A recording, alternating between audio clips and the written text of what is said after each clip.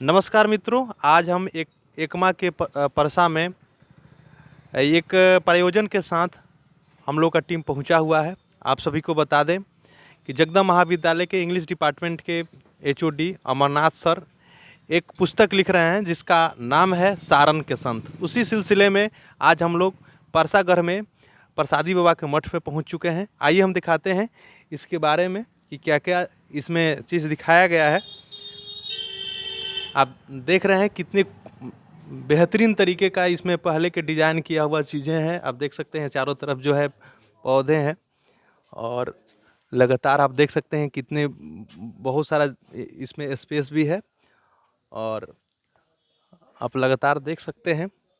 हम लोग प्रयास कर रहे हैं कि जितने भी हमारे धरोहर हैं उसको कैसे और जीवंत बनाया जाए, उसको लेकर प्रोफेसर अमरनाथ सर बहुत दिनों से प्रयास कर रहे हैं और आज उसी सिलसिले में हम लोग परसागढ़ में पहुंचे हुए हैं। अमरनाथ सर जो मंदिर के अंदर हैं और अभी यहाँ के लोगों से जानकारी लेंगे। आपको बता दें यहीं से राहुल संस्कृत्यान भी यहाँ पे आ चुके हैं और इसके यहाँ पर महंत के रूप में रहे हैं, जिनके नाम पे राहुल संस्कृत्यान नगर भी स्थापित है छपरा में और उन्हीं के नाम से जयप्रकाश विश्वविद्यालय छपरा का भी स्थापना की गई है। और आज जो सारन के संत नामक जो पुस्तिका का जो सर लिख रहे हैं उसी सिलसिले में हम लोग यहाँ पे पहुँचे हुए हैं। तो हमारे बीच सर हैं और सर को हम माइक देंगे, सर विस्तृत इनसे इंटरव्यू लेंगे। एक बार प्रेम से बोलिए प्रसादी नाथ बाबा की, लक्ष्मण दास बाबा की। बड़ी खुशी की बात है कि आज सारन के धरोहर की खोज में सारन की संत एक पुस्तक हमारी आने वाली है। उसी संदर्भ में हम लोग सारन के कई क्षेत्रों में, कई मठों में और प्राचीन जगहों पर, अवशेषों पर हम लोग पिछले कई दिनों से घूम रहे हैं। तो आज हम यहाँ आए हुए हैं सारन के, यहाँ एकमा के पास एक परसागढ़ है जो बहुत ही एक व्यवसायिक संस्थान भी है, पुराना मार्केट है। और उसी परसा बाज़ार में एक मठिया है, बहुत पुराना मठिया है, 500 वर्षों से लगभग मठिया पुराना है और यह प्रसादी बाबा का मठिया के नाम से जाना जाता है। जो यहाँ एक महान संत हुए, उनका नाम था प्रसादी बाबा। उन्हीं के प्रसादी बाबा के नाम से ही हमको लगता है कि इस जगह का नाम परसा पड़ा हुआ है। परसा जो नाम है प्रसादी बाबा के नाम से ही पड़ा है। इस मठ की सबसे बड़ी विशेषता यह है कि यह कर्म भूमि है। एक बहुत बड़े विश्व स्तर के जो माने चिंतक थे, यावर संत थे और पॉलीग्लॉट थे, अनेक भाषा 36 भाषाओं के ज्ञाता थे और बौद्ध धर्म और भारत के माने जो संस्कृति सभ्यता को हाईलाइट करने वाले, आपने नाम सुना होगा महापंडित राहुल संकीर्त्यायन। तो यह महापंडित राहुल संकीर्त्यायन की कर्म भूमि रही है। मतलब यह जगह पर जहाँ हम खड़े हैं, यहीं पर रहकर उन्होंने बहुत सी किताबों, मैं समझता हूँ कि 200 से ज़्यादा पुस्तकों की उन्होंने रचना की है।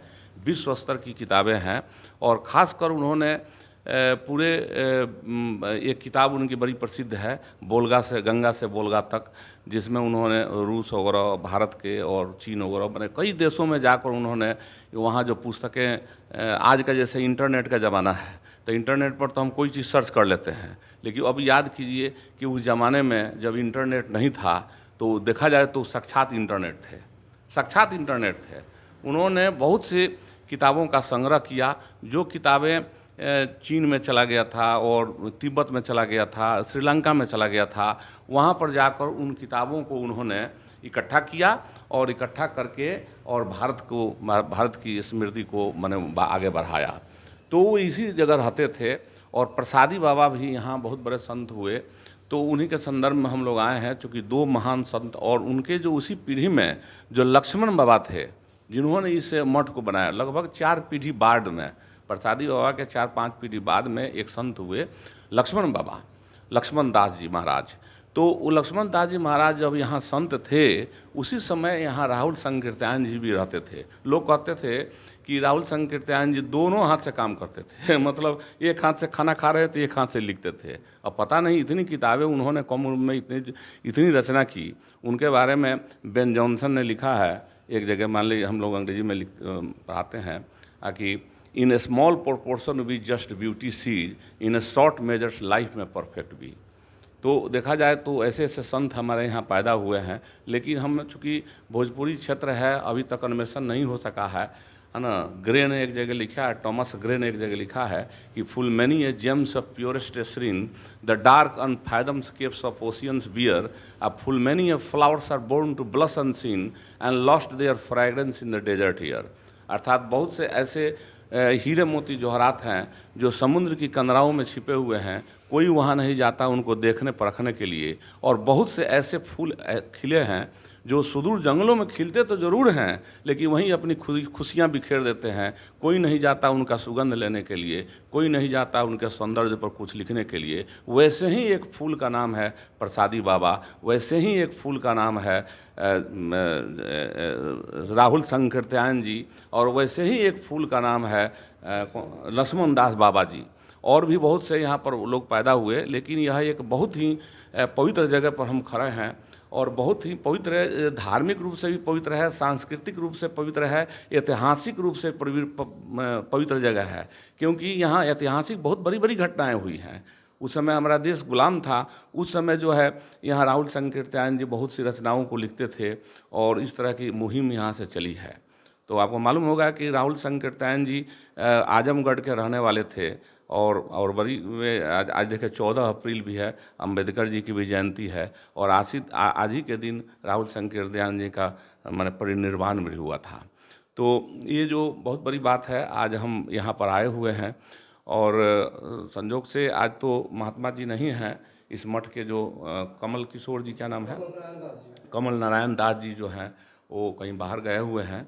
लेकिन इस मठ के बारे में मुझे कुछ जानकारी मिली कि यहाँ पर साल में हमेशा कार्यक्रम होते रहते हैं, ठीक है ना। तो यहाँ अन्नकूट के दिन कार्यक्रम होता है और रामनवमी के दिन होता है, कृष्णाष्टमी के दिन होता है। और देखिए यहाँ पर आप आइए जरा थोड़ा सा इधर देखिए, यहाँ मंदिर है, ये भगवान का यहाँ भोग लगता है दोनों टाइम। कितना भव्य मंदिर है, आप दिखा सकते हैं भक्तजनों को। और लोग से मैं यह आशा करता हूँ, मैंने यह निवेदन करता हूँ कि वो ऐसे जगह पर आएँ और यहाँ पर कुछ समझें।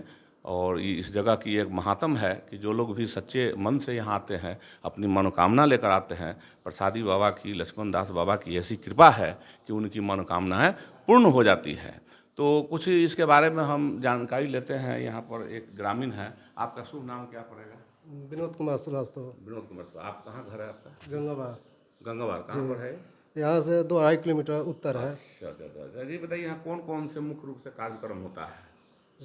जन्माष्टमी होता है, रामनवमी होता है, अन्नकूट होता है।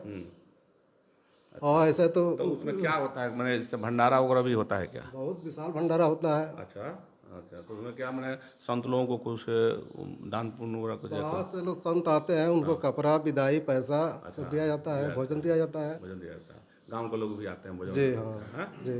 अच्छा, तो लगभग कितने मैंने कार्यक्रम होते हैं? लगभग साल में 2-3 कार्यक्रम होते हैं? अरे यहाँ तो कार्यक्रम सालों भर होता है। अच्छा, सालों भर उनका हवन होता है, पूजा पाठ होता है। जिन संत जो गुजरते हैं अच्छा, उनका हवन होता है, सालों भर होता रहता है। अच्छा, लेकिन विशाल होता है वो भादों में कृष्णाष्टमी, अच्छा, चैत में रामनवमी, कार्तिक में अन्नकूट। अच्छा, अन्नकूट, ये विशाल रूप से कार्यक्रम है। ये सालों भर होता है, हरजाम वगैरह भी बराबर होता ही रहता होता है, नहीं जी। अच्छा, ये देख, ये आप इधर थोड़ा सा आइए, यहाँ पर दिखाइए, फोटो थोड़ा नजदीक से दिखाइए। ये हाँ, जय बाबा, ये जो है कौन बाबा हैं? लक्ष्मण दास जी बाबा का यही फोटो है, एक चित्र बना हुआ है। और इन्हीं के ज़माने में यहाँ राहुल संकीर्तन जी रहते थे, ठीक है ना। और विशेष रूप से जो है इसके बारे में मैंने, चूँकि मैंने यह जो जगह है एक पवित्र जगह है और इसकी महत्ता ये है, मैंने इसे लोगों का कहना है, यहाँ पर जो ग्रामीण लोग हैं बराबर आते रहते हैं। मतलब एक होता है ना कि जागृत जिसको कहते हैं मठ, तो उस तरह का यह जागृत मठ है। मतलब कई मठ तो बहुत से हैं, लेकिन यहाँ हमेशा देखिए कि भीड़ भड़का रहता है। कुछ लोग आते रहते हैं, दूर दूर से आते हैं, अपनी मन्नत लेकर आते हैं। जो भी आता है श्रद्धा मन से भगवान की पूजा करता है, बाबा का आशीर्वाद लेता है, तो उनकी मनोकामना पूर्ण होती है। तो एक बार पुनः जो है प्रेम से बोलिए। सर एक सवाल है जो आप सारण के संत नामक जो पुस्तक लिख रहे हैं उसके पीछे क्या उद्देश्य है, क्या मतलब समाज को बताना चाह रहे हैं? हाँ, देखिए मैं ये बताना चाहता हूँ कि जैसे सारण के संत के संदर्भ में मैं लक्ष्मी सखी बाबा के आश्रम में गया था, आज से कुछ साल पहले की बात है, 4 साल पहले की बात है। तो यहाँ मैंने देखा कि ये जो संत हैं सारण के, भोजपुरी साहित्य में उन्होंने बहुत सी रचनाएं लिखी है, साहित्यिक रचनाएं हैं, और उनके बहुत बड़े बड़े माने बड़ी बड़ी बातें हैं जो साहित्य से ओतप्रोत है। मतलब ऐसा नहीं कि वाणी जो है केवल जो है फिलोसफिकल थॉट्स है, ऐसा नहीं है, मोनोटोनस थॉट नहीं है, ड्राई है मोनोटोनस थॉट नहीं है, बल्कि उसको काले कला के धागे में बुन कर व्यक्त किया गया है। उच्च कोटि का साहित्य है। संत कवि लक्ष्मीदास जी हो, लक्ष्मी बाबा जो है जो सखी संप्रदाय शुरू किए, चाहे जगन्नाथ महाप्रभु हो, रामागति दास हो, रौनक बाबा हो, यहाँ धरणी बाबा हो, रूपकला जी महाराज हो, बहुत से संत यहाँ पर सारण में, सारण का बहुत बड़ी बात है, बहुत लोगों को ये जानकारी नहीं है। आज हम देखते हैं कि भोजपुरी साहित्य में बहुत सी अश्लीलता आ गई है।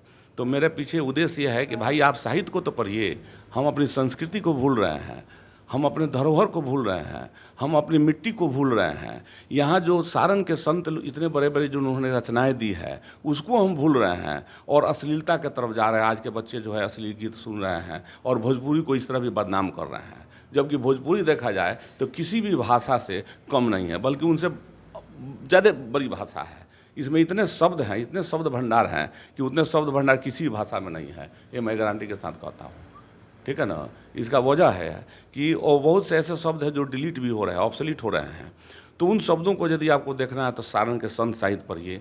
उसमें न केवल अध्यात्म है बल्कि बहुत बड़ी बड़ी बातें जो है उसमें अध्यात्म के साथ साथ पोएटिक जो है मैंने आपको एक एस्थेटिसिज्म मिलेगा, ठीक है ना, क्रिएटिविटी मिलेगी। तो इसी के खोज के संदर्भ में मुझे लगा कि यहाँ सारण के सब संतों के बारे में मुझे बताना चाहिए, यहाँ के आने वाली पीढ़ी को बताना चाहिए, और वो लोग भी सारण के जो संत को जो साहित्य है अवेलेबल है उसको पढ़ना चाहिए। हाल ही में संत कवि लक्ष्मी सखी के आश्रम में मैं गया था टेरुआ में, तो उनके 4 जो है महान ग्रंथ हैं, भोजपुरी में है जान लीजिए, और कोई ग्रंथ जो है किसी भी बड़े ग्रंथ से कम नहीं है, लेकिन दुर्भाग्य से वो भोजपुरी में है। भोजपुरी इस तरह भी मार्जिनलाइज्ड भाषा है, उस पर लोगों का ध्यान नहीं जा रहा है। तो अमर सीढ़ी उनकी पहली रचना है बाबा का, तो उसको अभी हमने उसका एडिट किया है, उसको मैंने संपादक का काम किया है, उसकी 1000 कॉपी छपी है और मठिया में दे दिया गया है। तो इस तरह मेरा मुहिम है कि जितने भी मठ में इस तरह के जो मैन्युस्क्रिप्ट पड़े हुए हैं उसको मैं प्रिंट में करूँगा और उसको छपवा कर जो है उसको ज़्यादा से ज़्यादा लोगों के अंदर पहुँचे। और उसी संदर्भ में ये वीडियो भी जो चैनल है अमरनाथ प्रसाद, आप बोलिएगा यूट्यूब पे जाकर तो खुल जाता है, और उसमें आप देखिए लगभग 72 वीडियो है सारण के संत के बारे में। हाँ, तो ये लगभग ये बुक जो है कब तक मतलब जो है, देखिए लगभग मैं समझता हूँ 70% मेरा काम हो चुका है। और जब तक काम, देखिए ये किताबें जो है टाइम लगती है। ये संत साहित्य की किताबें ऐसी किताब नहीं है कि जो दुआनी चौनी किताब नहीं है कि 6 महीना में निकल जाएगी। अभी मैं समझता हूँ कि 2 साल से मेरा काम चल रहा है, अभी मुझे लग रहा है कि साल भर और लगेगा, इसलिए कि बीच में छुट्टी रहती है तभी मैं जाता हूँ।